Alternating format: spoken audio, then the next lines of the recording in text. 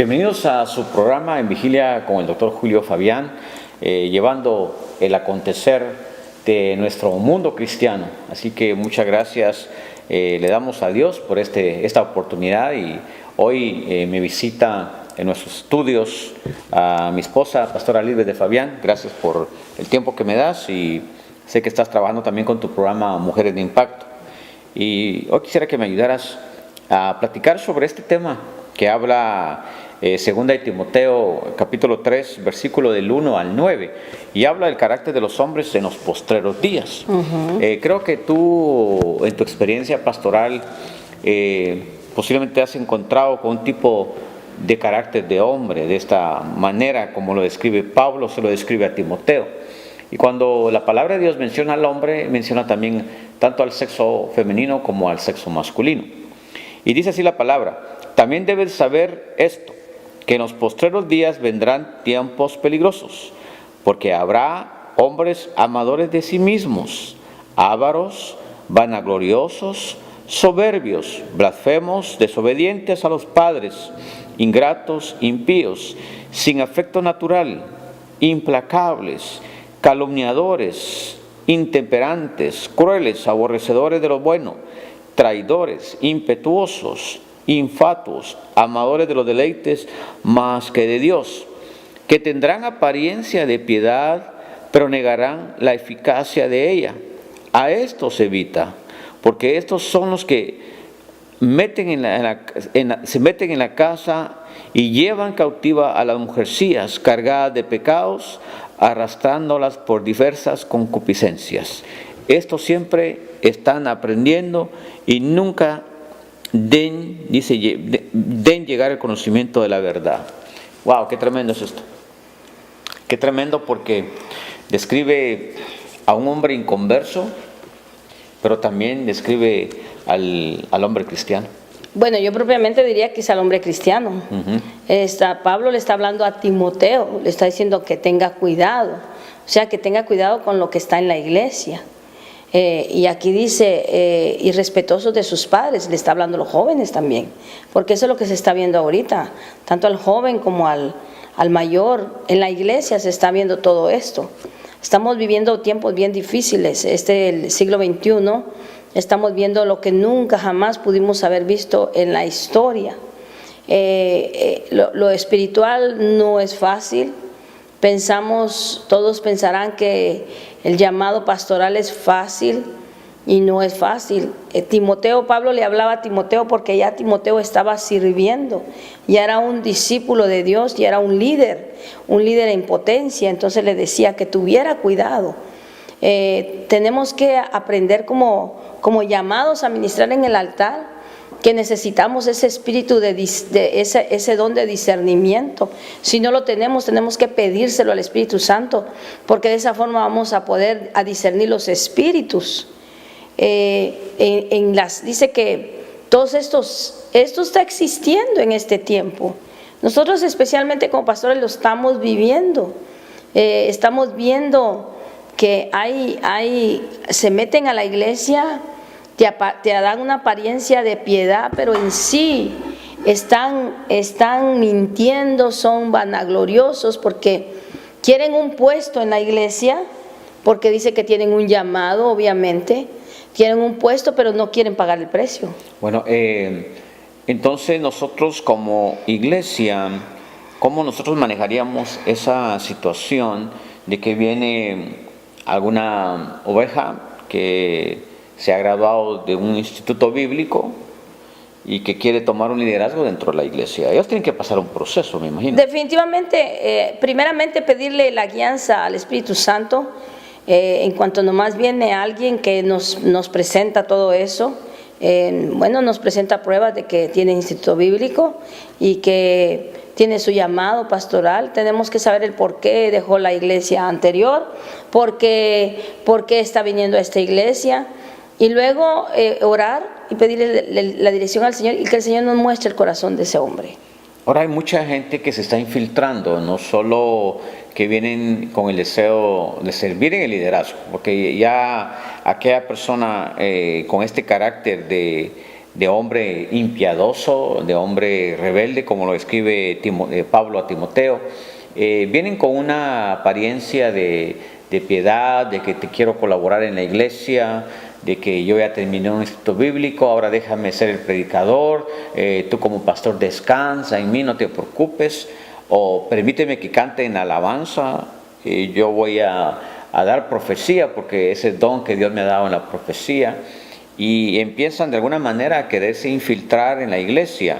Y tú decías algo muy importante: ¿cómo podemos evitar ese tipo de personas?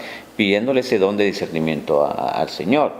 Y Pablo lo describe ahí porque estos días están siendo muy peligrosos. ¿Y cuál es el peligro, Pastora Lisbeth? Como yo lo puedo ver, no sé si tú estás de acuerdo conmigo, el peligro es de permitirle a alguien que tenga ese liderazgo dentro de la iglesia de Dios que Él ha puesto en tus manos.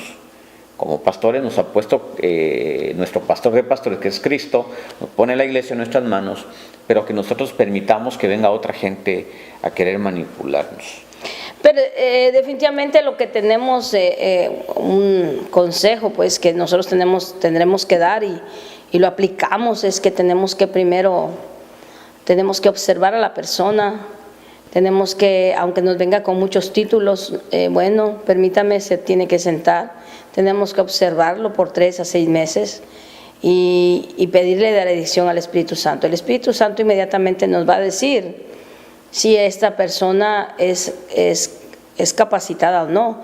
Muchas veces no vamos a escuchar del Espíritu Santo que nos dé ese consejo. Nos va a permitir pasar por eso para que aprendamos algo, porque así es lo que está pasando en la iglesia.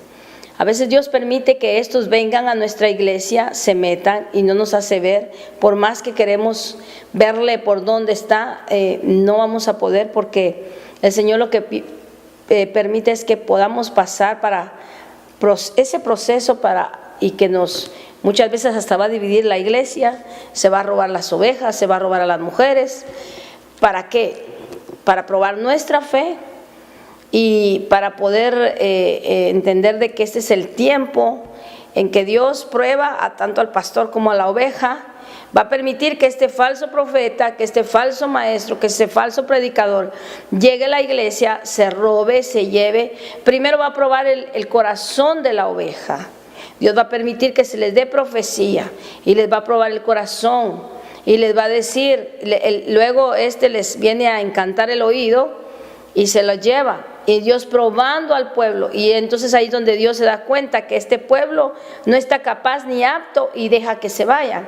Y luego prueba el corazón del pastor para ver si nosotros en ese momento como pastores no nos desvanecemos, nuestra fe baja y decimos: ¿qué estamos haciendo aquí? Mejor vámonos, porque nos está pasando esto y esto no era lo que Dios nos había dicho que iba a pasar. Entonces Dios prueba el corazón, pero si a usted le está pasando como nos ha pasado a nosotros, déjeme decirle que tenemos que seguir adelante, porque Dios es el que nos ha llamado.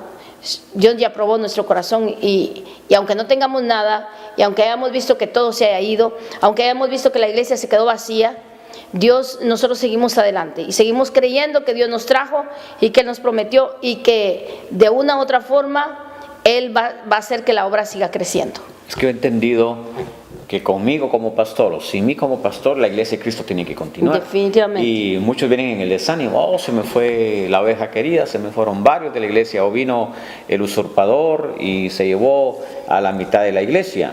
Y eso es parte del proceso como pastores que pasamos en la iglesia. Hemos pasado por ese proceso. Y eso lo que hace es solidificar más nuestra fe en Dios y creerle a Él que Él nos ha llamado y que Él va a respaldar el llamado y Él va a respaldar su iglesia. Vamos a ir a una pausa, regresamos en breve, no le cambie, estamos en el tema el carácter del hombre en los postreros días. Regresamos con más.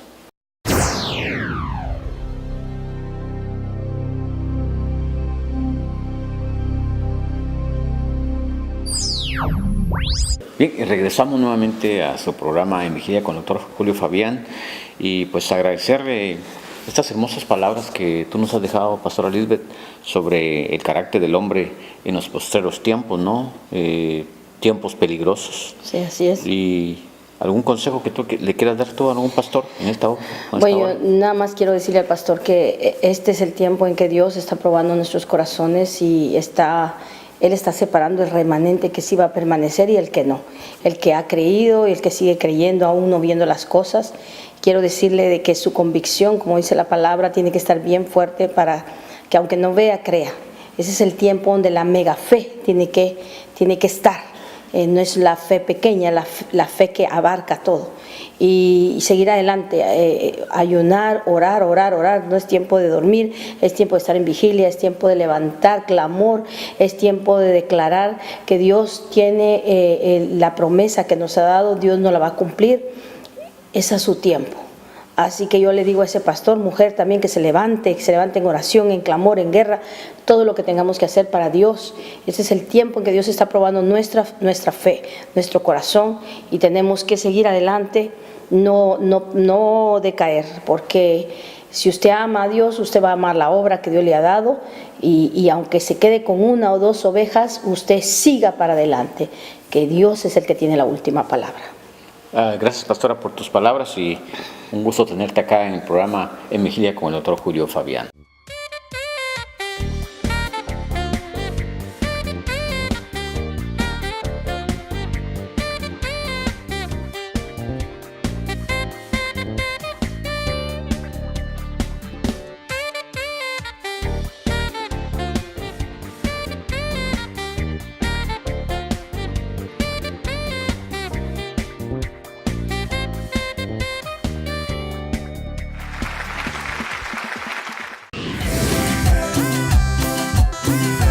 Tienes que tener fe, porque sin fe es imposible agradar al Señor.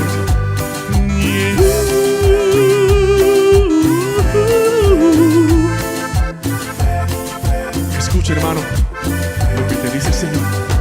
Si tienes fe en medio de la prueba, si tienes fe en medio del dolor, si tienes fe en medio de la tormenta, Dios se glorifica a tu favor.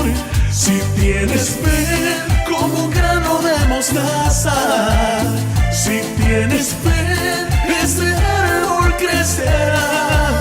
Si tienes fe, puedes decirle a la montaña, muévete, y por fe se moverá. Pero si tienes fe, si tienes fe, si tienes fe, por eso escucha, mi hermano. Si puedes tener fe en medio de la prueba, si puedes tener fe en medio de lo oscuro, si puedes tener fe aún en lo imposible, Dios el milagro lo hará. Tú solo debes confiar y tener fe en medio de la prueba, si puedes tener fe en medio de lo oscuro, si puedes tener fe. Ay, Dios te bendecirá, oh yeah, porque todo es posible si tú puedes creer.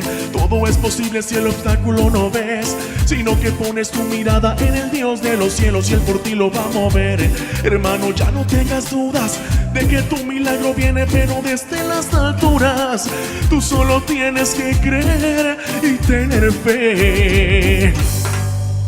Si tienes fe como un grano de mostaza, si tienes fe, ese árbol crecerá.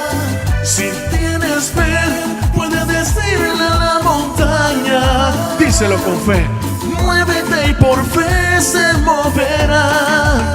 Si tienes fe como un grano de mostaza, si tienes fe, ese árbol crecerá. Si tienes fe, puedes decirle a la montaña, muévete, y por fe se moverá. Pero si tienes fe, si tienes fe, si tienes fe, cualquier montaña en tu vida se moverá. Pero si tienes fe, si tienes fe, cualquier montaña en tu vida se moverá.